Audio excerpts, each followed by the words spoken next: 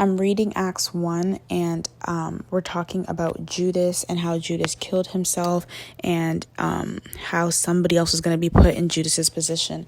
And I always say, like, Judas didn't know who he was, and that's how that, like, story after story after story in the Bible, that is how people get their position, their blessing, their miracle, their destiny, their purpose, their calling. That's how people get those things taken away from them when they don't know their identity.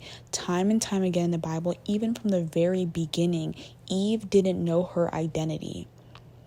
Eve didn't know who she was in God. Eve didn't know that she literally had everything and more that she could ever imagine. Eve didn't know that she was literally standing, living in the promised land. No sin, no problems. You could eat anything you want here. You and your husband, you have a good time. But she didn't know who she was. And she thought that the way that she could discover herself was listening to the serpent and eating the fruit that God told her not to eat. And reading Acts 1, we can see that Judas was literally tricked out of his divine position. We never look at it from that, point of view, because we're always like, Judas is a bad guy. Judas, he gave Jesus into the officials, but it was necessary. And that's what Paul says constantly, time and time again in the book of Acts. Paul is constantly saying it was necessary, it was necessary, it was necessary, because the law of the prophets had to be fulfilled. So it's like this was already going to happen. There was nothing that we could have done to avoid Judas betraying Jesus. But we never think of it as Judas was literally tricked out of his divine position. How many people can say that they were amongst 12 people who followed God on earth in the physical form?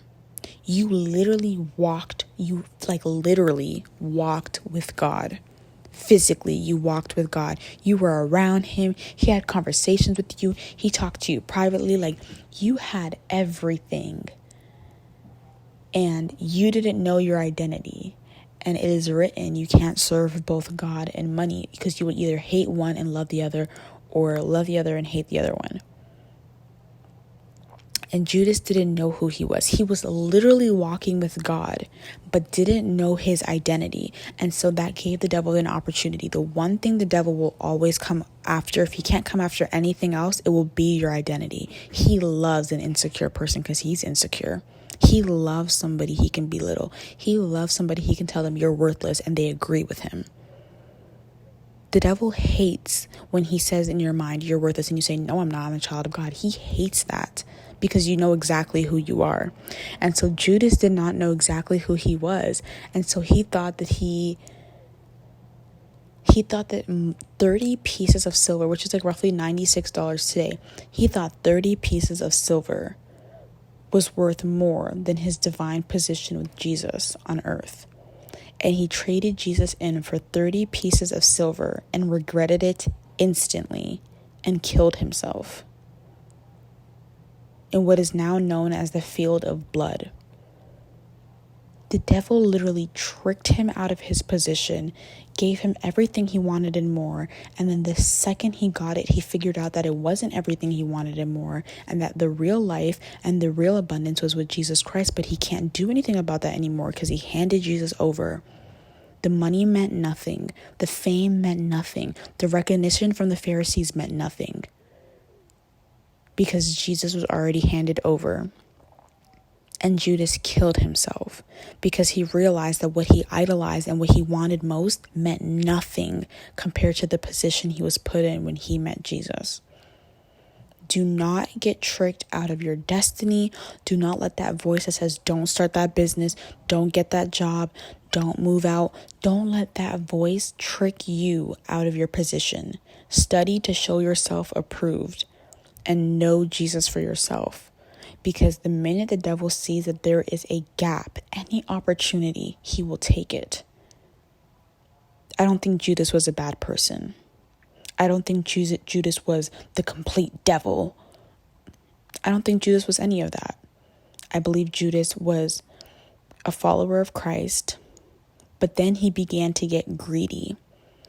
Then he began to forget who appointed him, who called him, who chose him.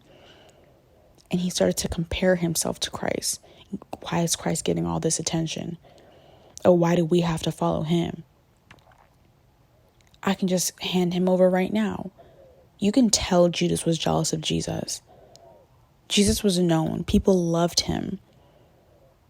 And Judas was just a background character. He was just a disciple. And the devil, that's how the devil talks to you. You're not anybody. Look how much attention Jesus is getting. And you're just a background character.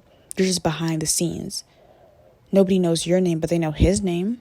But I bet they'll know your name if you hand him over. And Judas literally got tricked out of his blessing.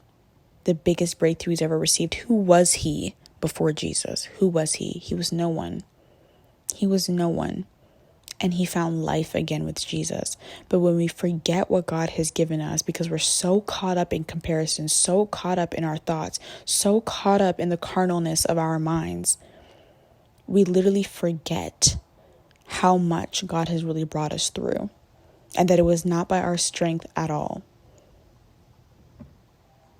Don't get so caught up in your circumstance, in your comparison, and whatever it is that you're doing that you forget and let the devil trick you out of your destiny.